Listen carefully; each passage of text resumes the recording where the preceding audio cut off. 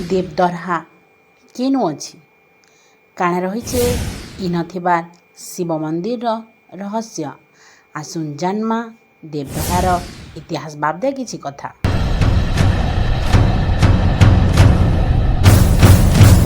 बरगढ़ जिला पदमपुर ठानु 15 किलोमीटर दूरियारे अच्छे देवधरा पहाड़।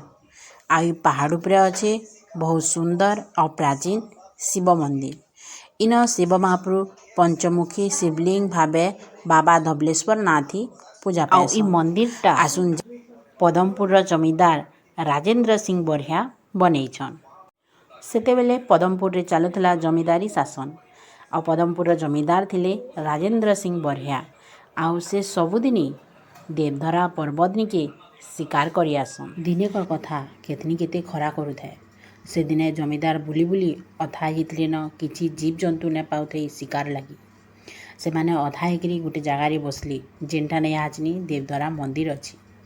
और सेठाने गोटे बहुत बड़टे सांप देखली। और से सांपटा देखुन देखुन उभा भी हो गला। जमींदार किछि बुझी ना पारले सांप बैल किनाड़ के मिलकी देथिबा आमे देखि ना पारिथिमा। और से माने आउ किछि मने ना भाबी करी घर के फिरले। राति जेते बेले खाई करी जमींदार सुई था ताकर सपन के आसली शिव महाप्रभु कहले देवधरा पर्वतनी के आउ शिकार करे ना जीवु सेनर जीव जंतु मानकु आउ ना मारबु। जेन सांप देखलु सेटा आउ किहे नुहे से मुए से जगारे आविर्भाव होइछे।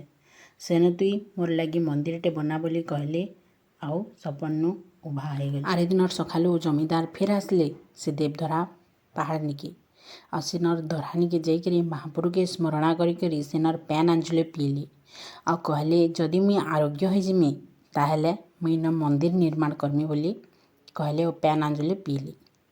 जमींदार के पेट जनित किसी बीमारी थिला बहुत दिन और से भल भी हो गली। से जमींदार सेन बहुत सुंदर मंदिरटे बनाली जेनटा कि आज ने आमे देवधरा मंदिर बेले जानुछु। एटा तो गला मंदिर इतिहास। देवधरा आहुरी भी अनेक रहस्य अच्छी जेनटा कि रहस्य होकरी भी रही जाइछि। इन जेन दरहा अच्छी आग काल देवी देवता माने गाधुले बोलिकी इ जगार ना देवधरा होइछे बोलिकी किछि लोग कहसन। आउ इ मुर्सु से मुर्सानी के जदि गोटे पत्थर फिकब जेते जोर देकरी फिकले भी से दरहा पार होकरी आरे खंड के जाइना पारे। आउ किछि लोग कहसन जे उड़ाधाज भी इ तार उपरू जाइना पारे बोली। किछि तो रहस्य अच्छी दरहारे जेनटा कि रहस्य होकरी रही जाइछि। आपण मानकु वीडियोटा केंदा लागला कमेंट रे निश्चय जणाबे। आपण मानकर अंचल रे थिबा देवादेवी मंदिर मानकर ऐतिहासिक कथा वस्तु वीडियो माध्यम रे जानबार लगी चाहूछन बेले से जगार ना कमेंट रे लिखुन।